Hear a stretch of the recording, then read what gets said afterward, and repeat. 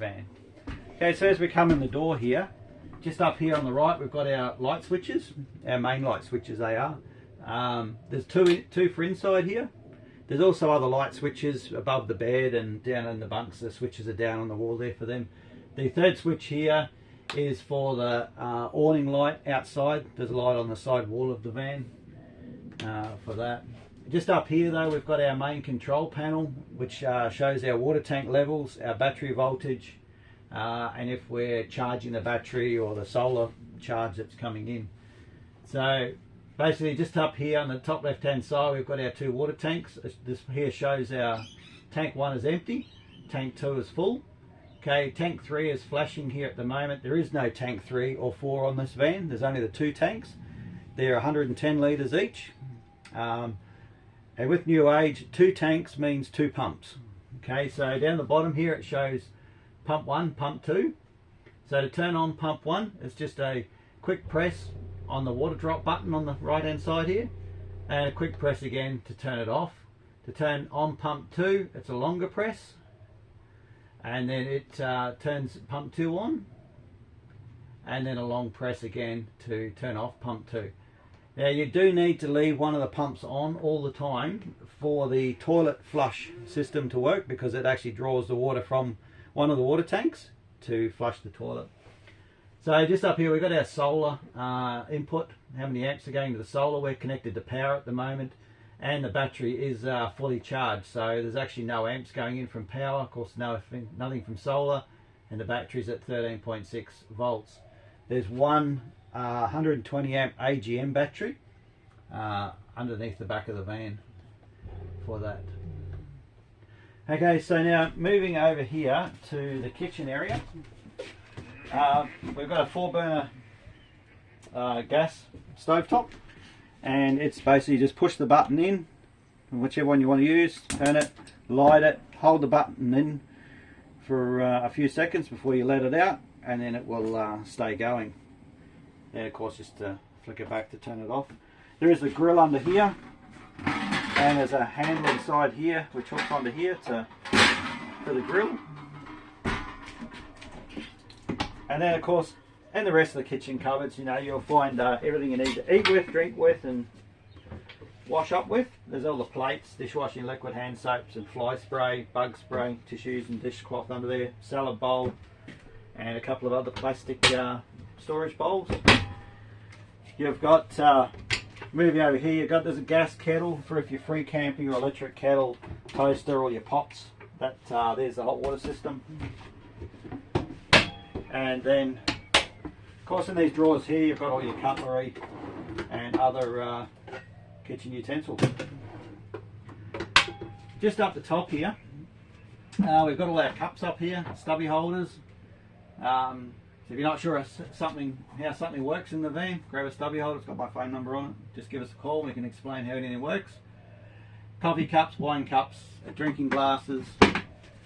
Across in here, you've got the battery management system, and there's a first aid kit up the top there, if anyone needs it.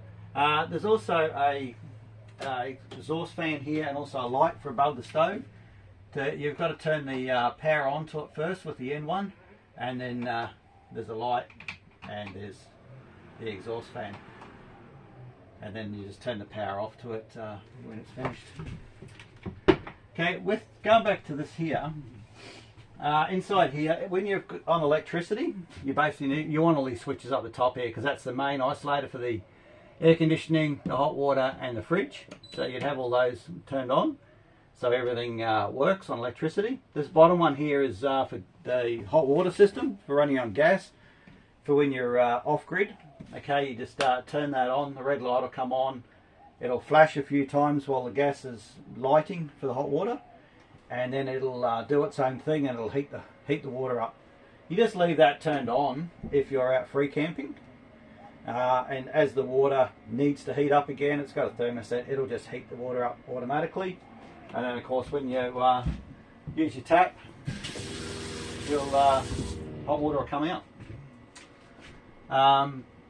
Otherwise, if you're on electricity, you just leave that turned off, because the hot water will heat on power as well. for that. Microwave's a microwave. Okay, there's more storage. There's lots of storage in this van everywhere. Okay, and then here we've got our two-door 175 litre three-way fridge. Okay, so it's always usually on automatic. Okay, so it's on power at the moment because we've got the power cord plugged in outside. But if I just duck over here now, and if you keep watching that, if I actually turn the fridge switch off, as if you're free camping, the fridge will automatically switch over to gas like it's just done. The light's flicked over to the gas symbol and it'll light and run on gas. Okay, so then if you do plug your car in and your car's wired up correctly, then the fridge will automatically switch over to battery mode once we turn off the gas bottles, because, you know, as usual, for safety, we never travel with the gas bottles turned on. And it'll show a little, it'll show on the battery symbol there. The temperature selector is just here. You just press that to, you know, minimum up to maximum. These freezers run very cold. The fridges are good as well, but if you pack a lot of hot stuff in them, it will struggle a little bit until it gets down to temperature. Once everything's cold in there though, they're brilliant. Okay, so I'll move on down here. Okay, so we've got the two bunks in this van. There's a ladder here that just hooks up over the top of here to access the top bunk. And then both bunks have also got their own lights. I'll show you how they work soon. This one here's got the black ones on these 12 volt plugs there. They got USB ports on them. The one down the bottom here has got a 12 volt cigarette lighter socket. And these windows, they've all got the fly screens on them. Or if you slide them up at night time, keep the light out. Or you can separate them to open the window to let air in. Just by the four of those, push that out, and then you can just tighten that up to keep it wherever you want it. Maybe put the fly screen back down to keep the bugs out. A lot of storage under these bunks as well. There's a big lift up area here for it. Also these cupboards here, heaps of storage. Spinning around this side here now, we've got the bathroom area. Okay, there's 3 light switches here, one above here for the bunks, and one in the shower, one in the bathroom. And inside the shower here, of course, you just got a standard, like at home mixer, hot and cold. You got your little vent up here, that roof hatch that winds up. Okay, and then you can turn that little fan on as well, but the light has to be on inside the shower for that fan to work. Okay, and when we travel, just need a little lock on the shower door so the shower door doesn't flick open. You got this door here too that you can, you know, close off while you're in the bathroom. This toilet. Okay, so basically how that operates, time you lift the lid up here, once you've done that, you need to open the flap to give access to the waste tank. So you just basically slide this lever across the front here. Okay, you do whatever you're going to do. There's a toilet roll holder under there. Then once you're finished, you just press the button on the back here to flush it. Once all the water's gone down, then you just simply close the flap again, keep the stink down there and not up here. And just on this side here too, there's what's green there at the moment. Once the toilet tank is full, which is 20 litres worth, I'll show you that when we're outside the van, how that empties and everything. That'll turn red, and you'll know that that's due to be emptied. There's a lot of storage here everywhere in the bathroom. That's all pretty self-explanatory. Of course, you got your tap here that's got your hot and cold water as well. Okay, so just going out here, there's another little curtain here too to close off the kids at night time. Air conditioner remote. For the air conditioner here, it's just, you know, on off, different modes, pretty much the same as any home air conditioner. There is a light button on there as well. It has like a light on there as well. TV remotes there, fire blankets there. There's also a fire extinguisher up on the wall there. There's also the books there on how everything in the van works. All storage along here. Just a standard like car stereo. These lights here I mentioned earlier, just a quick press on them, they're blue. Okay, a long press on there, they become a white light that you can use to read a book at night time if you like, or whatever's up to. And then just a long press again to turn it off. There we go. That was a short press. Okay, so this roof hatch, it has a couple of little latches here with a little red knob. You just got to press in to release it. Okay, and then you can push it up, and it can sit in various different places, right up if you like. Let all the air in. Use the handle to pull it back down again. You could even lift a little bit and latch it off there, but wherever you want to have it. But during travel though, of course, it must be locked all the way down, and these here must be closed across.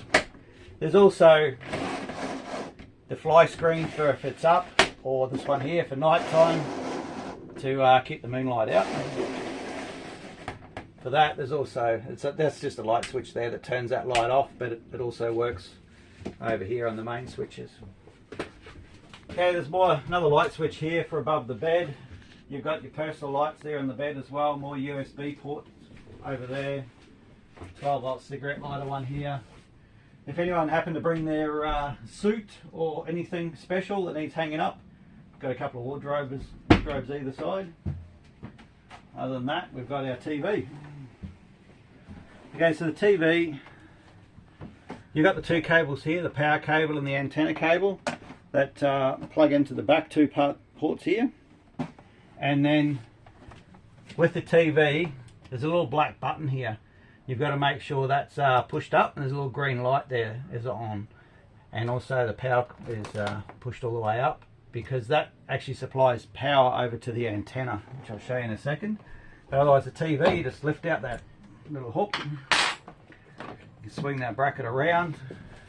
Of course, once you plug the cables in, the TV just hooks up into here, and it just sits there. The remote's over there. Turn the TV on, go to menu, and you got to tune the channels, and every time you move to a different location, because that all seems to come through on different frequencies, so it's, yeah, you need to retune it each time. Now with the TV aerial, it's just up here. It's a wind up aerial. Follow the arrows for up, wind it all the way up until it stops, which is there. Okay, if you've tuned your TV and you've gone to a channel that's not quite very good, or it's pixelated and, you know, doing that digital jump around thing, you just pull down on this little wheel here and you can turn it, and that actually turns the aerial up on the roof, and it tunes the TV picture into a better picture if it's available. With the TV aerial, of course, when you do go to move or travel, you've got to turn it back around, line up these two little triangle pieces here before you wind the aerial back down, so it comes down straight and doesn't land up across the roof hatch. When you wind it down, then you'll hear it clunk onto the roof, and you'll know it's down. Under this bed here too, there's a lot more storage. The end piece of the bed here pulls out to give it a bit more length to support the end of the mattress.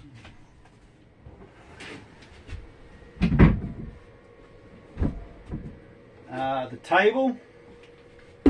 Okay, this table is sort of a split table because it gives you more room getting in here.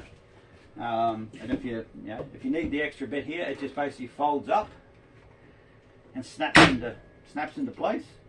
Now to fold this back down again, there's hinges underneath here which you have to pull to the side,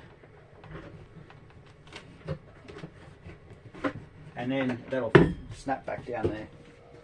Okay, there's a rubbish bin in all the vans. You got more storage under the couch in this van as well. Other than that, that's it. Thanks.